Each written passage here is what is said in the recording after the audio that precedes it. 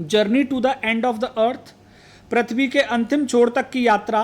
इसमें लेखिका तिशानी दोषी जो इंडियन हैं, उन्होंने मद्रास से यात्रा प्रारंभ की और मद्रास से यात्रा करते हुए वो अंटार्कटिका महाद्वीप पर पहुंच गई थी। स्कॉल्स्की जहाज़ के माध्यम से, कह रही है उसने लगातार 100 घंटों की यात्रा की। वो यात्रा में शामिल थे उसकी कार की यात्रा, हवाई जहाज़ से यात्रा, और अंत में जहाज़ से यात्रा की और वो वहाँ अंटार्कटिका पहुँच गई। अंटार्कटिका पहुँचकर बहुत ही रोमांचित महसूस किया उसने अपने आप को। बिल्कुल निर्जन स्थान था, मनुष्य के पहुँचने के यहाँ कोई चिन्ह नहीं थे, चारों तरफ बर्फ़ ही बर्फ़ थी, एकांत था और अनंत फैली हुई बर्फ़ ही बर्फ़ नज़र आ रही थी। लेखिका बताती है कि 65 करोड़ साल वर्ष पहले यहाँ पे गोंडवाना महाद्वीप था, विशाल महाद्वीप। गोंडवाना विशाल महाद्वीप ने क्या कर रखा था, इस अंटार्कटिका को चारों ओर से घेरा हुआ था। लेकिन पिछले 50 करोड़ सालों की बात करें तो यहाँ पे सभी तरह के जीव जंतु निवास करते थे, छोटे से लेकर बड़े तक। और धीरे धीरे यहाँ से जो डायनासोर विलुप्त हो गए, फिर स्तनपाई जानवरों का युग आ गया और धीरे धीरे मनुष्य पृथ्वी पर आने लगा।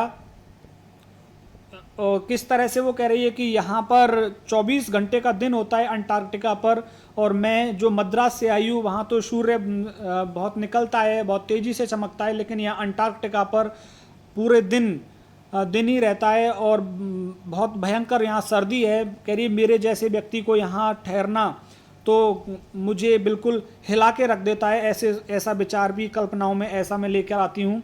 लेकिन वो कह रही है यहाँ पर पहुँचकर बहुत शांति है, बहुत तसल्ली है यहाँ पे, और वो यहाँ का वर्णन करना चाहती है, देखना चाहती है।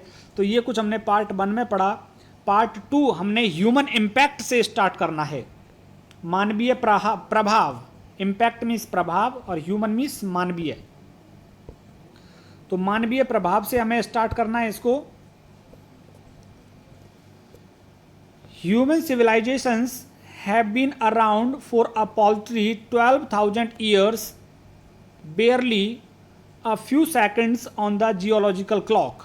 Human civilizations, मानवीय सभ्यता, have been around for a paltry 12,000 years, वो मुश्किल से ही 12,000 सालों से ही मानव की सभ्यता इस पृथ्वी पर आई है।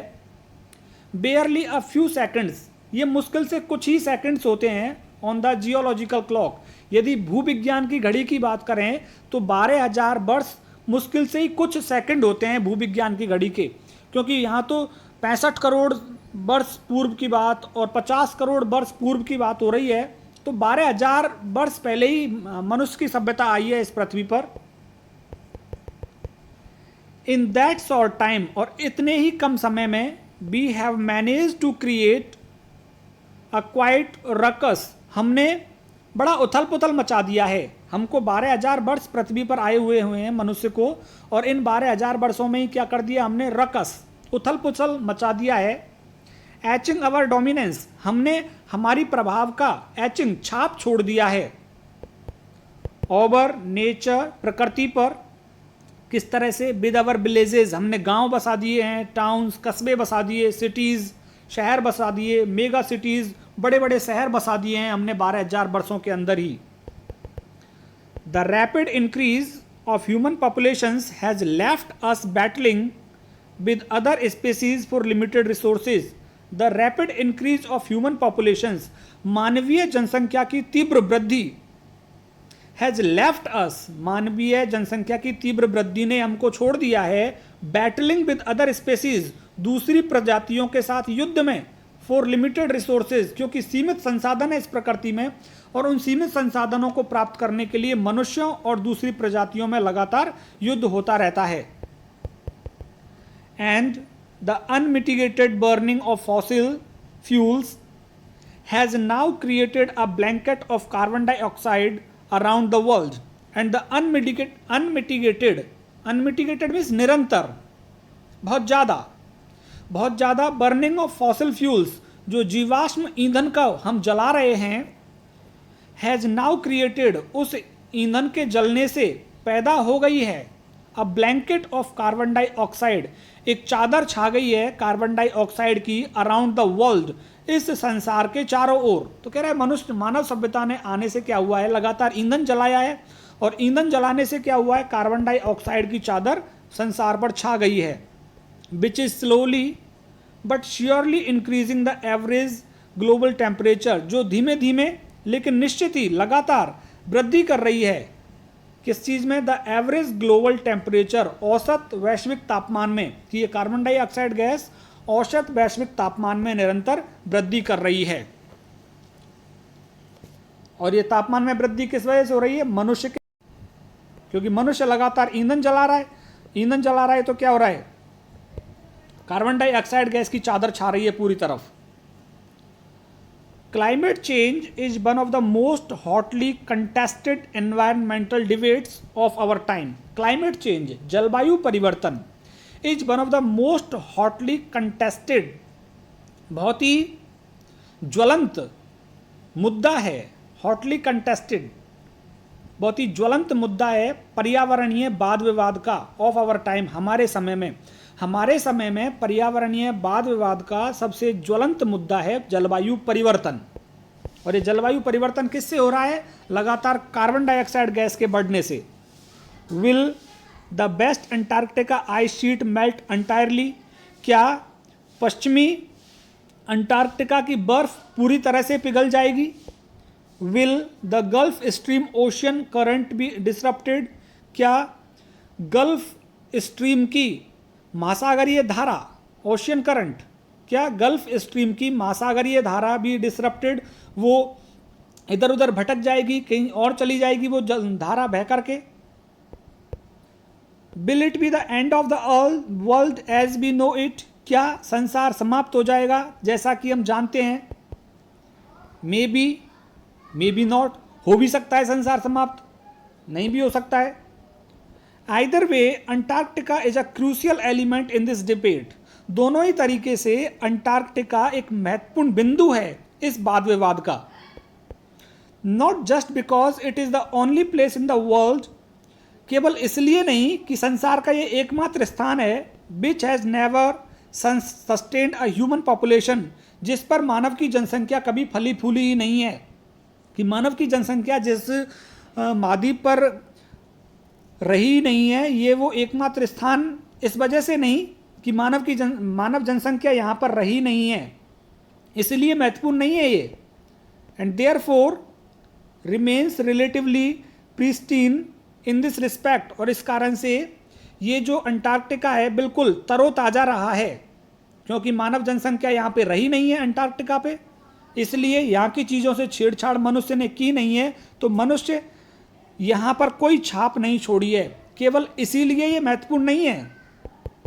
बट मोर इम्पॉर्टेंटली, लेकिन ज़्यादा महत्वपूर्ण ये है, बिकॉज इट होल्ड्स, क्योंकि ये संभाले हुए है, इन इट्स आइस कोर्स, अपने हिमखंडों में, 500,000 years old carbon records trapped in its layers of ice, इसकी बर्फ की परतों में ट्रैप्ड, छुपा हुआ है, रिकॉर्ड, दस्तावेज, किसका, 500,000 ईयर ओल्ड कार्बन, 5 लाख साल पुरानी कार्बन का दस्तावेज, 5 लाख साल पुरानी कार्बन का दस्तावेज इसके हिम शिखरों के अंदर छुपा हुआ है। मानव सभ्यता, मतलब यहाँ की विश्व की सभ्यता का 5 लाख साल पुराना रिकॉर्ड इसकी हिम शिखरों के अंदर छुपा हुआ है, इसलिए ज़्यादा महत्वपूर्ण है। इसलिए ज़्यादा महत्वपूर्ण नहीं है कि मनुष्य यहाँ पे कभी नहीं आया। If we want to study and examine the earth past present and future, यदि हम अध्ययन करना चाहते हैं, यदि हम परीक्षण करना चाहते हैं पृथ्वी के भूत, वर्तमान और भविष्य का, Antarctica is the place to go, तो इस चीज़ के लिए अंटार्कटिका सही स्थान है, वहाँ जाकर हम पृथ्वी के वर्तमान, भूत और भविष्य का अध्ययन कर सकते हैं। तो अंटार्कटिका इसलिए हमारे लिए महत्वपूर्ण है कि हम वहाँ जाकर हमारे वर्तमान, भूत और भविष्य का अध्ययन कर सकते हैं। स्टूडेंट ऑन आइस,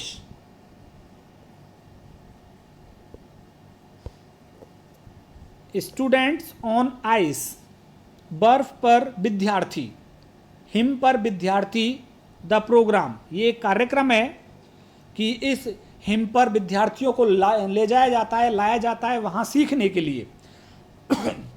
तो स्टूडेंट्स ऑन आइस, हिम पर विद्यार्थी, द प्रोग्राम, ये कार्यक्रम। I was working with on आइल स्कॉल्स्की, जो मैं काम कर रही थी स्कॉल्स्की पर जाकर, स्कॉल्स्की जहाज से मैं वहाँ गई थी इस कार्यक्रम में भाग लेने के लिए। Aims to do exactly this by taking high school students to the end of the world and providing them with umpiring educational opportunities. Aims, स्कॉल्स्की पर विद्यार्थियों को ले जाने का मुख्य मकसद ही यही है। Aims to do exactly this by taking high school students, 12वीं क्लास या उससे उच्च क्लास के विद्यार्थियों को बर्फ पर ले जाने का मुख्य मकसद यही है। To the end of the world की पृथ्वी, संसार के अंत तक, संसार के अंतिम छोर पर ले जाने का मतलब यही है क्या कि प्रोवाइडिंग देम, उन बच्चों को दी जाए, विद अंपायरिंग एजुकेशनल अपॉर्चुनिटीज, प्रोत्साहित कर देने वाली शिक्षा के अवसर दिए जाएं, which will help them foster a new understanding, जिससे उन बच्चों के अंदर एक नई समझ विकसित होगी, and respect for our planet, और हमारे ग्रह के प्रति बच्चों में सम्मान पैदा होगा। तो स्टूडेंट ऑन आइस, हिम पर विद्यार्थी जो कार्यक्रम है, इस कार्यक्रम का मुख्य मकसद उच्च 12वीं क्लास के विद्यार्थी या उच्च शिक्षा के विद्यार्थियों को संसार के अंतिम छोर पर ले जाने का मकसद यही है कि इनको अंपायरिंग एजुकेशनल अपॉर्चुनिटीज, प्रोत्साहित कर देने वाली शिक्षा के अवसर दिए जाएं, और ये शिक्षा इनकी मदद करेगी समझने में और सम्मान करने में हमारे ग्रह को। It has been in operation for 6 years now, और ये कार्यक्रम पिछले 6 सालों से चल रहा है। Headed by Canadian Geoff Green, Canada के एक व्यक्ति हैं जॉफ ग्रीन, उनकी अध्यक्षता में ये कार्यक्रम, हिम पर विद्यार्थी कार्यक्रम पिछले 6 सालों से चल रहा है। Who got tired of carting celebrities, जो कि विशेष लोगों को लाने ले जाने में थक गए हैं, एंड रिटायर्ड, सेवा मुक्त लोगों को भी यहाँ पे लाते ले जाते हैं वो अंटार्कटिका पर, सेलिब्रिटीज़ विशेष लोगों को भी यहाँ लाते ले जाते हैं। रिच क्यूरोसिटी सीकर्स, और जो धनाढ्य, बहुत अधिक जिज्ञासा और खोज करने वाले व्यक्ति हैं, उनको भी यहाँ लाते ले जाते हैं। Who could only give back in a limited way, जो कि निश्चित तरीके से वापस पृथ्वी को कुछ लौटा सकते हैं। ये क्यूरोसिटी सीकर्स, जिज्ञासा की खोज में रहने वाले व्यक्ति जो पृथ्वी को निश्चित मात्रा में कुछ लौटा सकते हैं, उनको लाने ले जाने का काम किया जाता है। किसके द्वारा? कैनेडियन जॉफ ग्रीन व्यक्ति के द्वारा। विद स्टूडेंट्स ऑन आइस, हिम पर विद्यार्थी के माध्यम से, he offers the future generation of policymakers a life-changing experience at an age when they are ready to absorb, learn and most importantly act. Him पर विद्यार्थियों के माध्यम से ही ऑफर्स, वो प्रदान करता है, द फ्यूचर जनरेशन, भविष्य की पीढ़ी, ऑफ पॉलिसी मेकर्स, जो कि नीति निर्धारण का काम करेंगी भविष्य की पीढ़ियां, इन भविष्य की पीढ़ियों को प्रदान करता है अ लाइफ चेंजिंग एक्सपीरियंस, जीवन में बदलाव लाने का एक अनुभव। एट एन एज, ऐसी उम्र पर, when they are ready to absorb, जब उस अनुभव को सीखने के लिए और आत्मसात करने के लिए तैयार हैं, learn and most importantly act, और उस अनुभव के अनुसार कार्य करने के लिए ये छात्र तैयार हैं। तो उच्च शिक्षा के छात्रों को इसलिए लाया जाता है यहाँ पर क्योंकि ये भविष्य में नीति निर्धारण का काम करेंगे, नीति नियम बनाने का काम करेंगे। तो इनका जो अनुभव है वो अनुभव मदद करेगा, क्योंकि ये लोग अभी ज्ञान को आत्मसात करने की क्षमता है और उस ज्ञान के अनुसार काम करने की इनके अंदर क्षमता है। तो ये जीवन में बदलाव जरूर लेकर के आएंगे ये छात्र भविष्य में, इसलिए इस कार्यक्रम को लगातार चलाया जा रहा है। The reason the programme has been so successful, वो कारण जिस वजह से ये कार्यक्रम इतना सफल हुआ है, the reason the programme has been so successful is because it is impossible to go anywhere near the South Pole and not be affected by it. वो कारण जिससे ये प्रोग्राम ज़्यादा सफल हुआ है इज बिकॉज वो ये है क्योंकि it is impossible to go anywhere near South Pole, कि किसी दक्षिणी ध्रुव के पास जाना and not be affected by it, और इससे प्रभावित ना होना असंभव है कि कोई दक्षिणी ध्रुव पे जाए और वहाँ जाकर वो व्यक्ति उससे प्रभावित ना हो। असंभव है कि प्रत्येक व्यक्ति जो वहाँ जाता है दक्षिणी ध्रुव पे अंटार्कटिका पर वो प्रभावित जरूर होता है वहाँ से, इसलिए ये कार्यक्रम सफल हुआ है।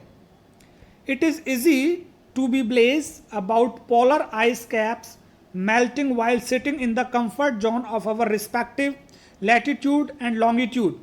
इट इज़ ईजी, ये बहुत आसान है, टू बी ब्लेज अबाउट, कि हम उदासीन बने रहें, कि हम चिंतित ना हों, about polar ice caps melting, कि जो ध्रुवों पर जो बर्फ पिघल रही है उसे देखकर हम प्रभावित ना हों, while sitting in the comfort zone of our respective latitude and longitude, जब हम हमारे संबंधित देशांतर और अक्षांश पर बैठे हुए हों आराम से और हम उदासीन बने रहें,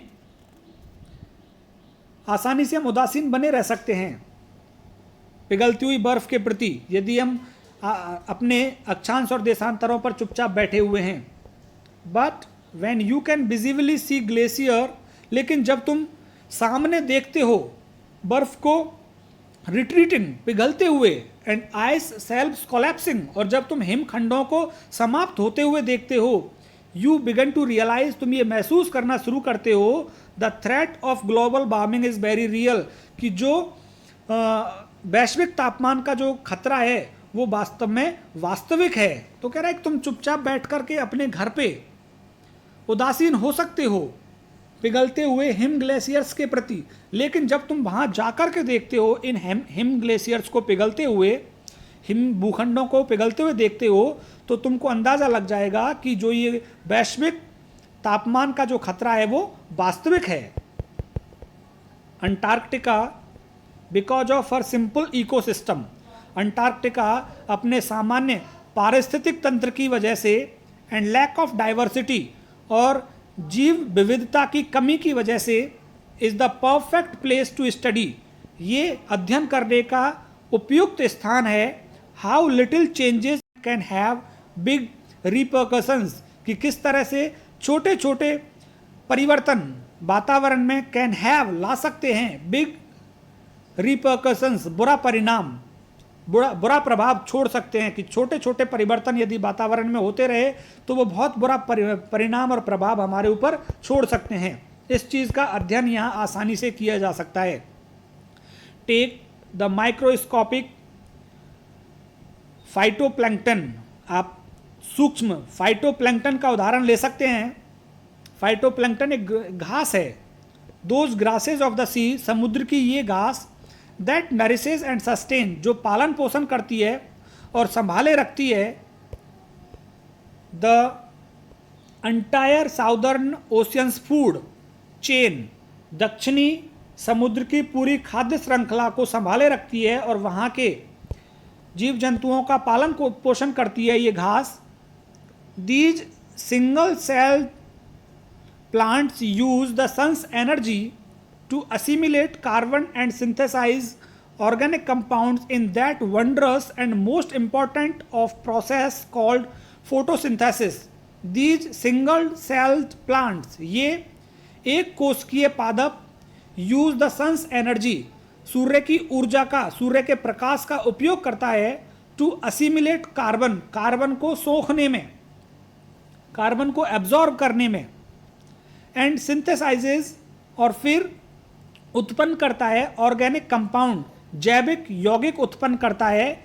in that wonders and most important, बहुत ही अद्भुत और बहुत ही महत्वपूर्ण तरीके से, और प्रोसेस कॉल्ड फोटोसिंथेसिस, जिस प्रक्रिया को आप प्रकाश संश्लेषण कहते हैं, उस प्रकाश संश्लेषण के माध्यम से ये जैविक यौगिक तैयार करती है ये घास, क्योंकि कार्बन को सोखती है, ऊर्जा सूर्य से लेती है, और किस चीज़ का निर्माण करती है, ऑर्गेनिक कंपाउंड्स का, जैव यौगिकों का निर्माण करती है प्रकाश संश्लेषण की प्रक्रिया के माध्यम से।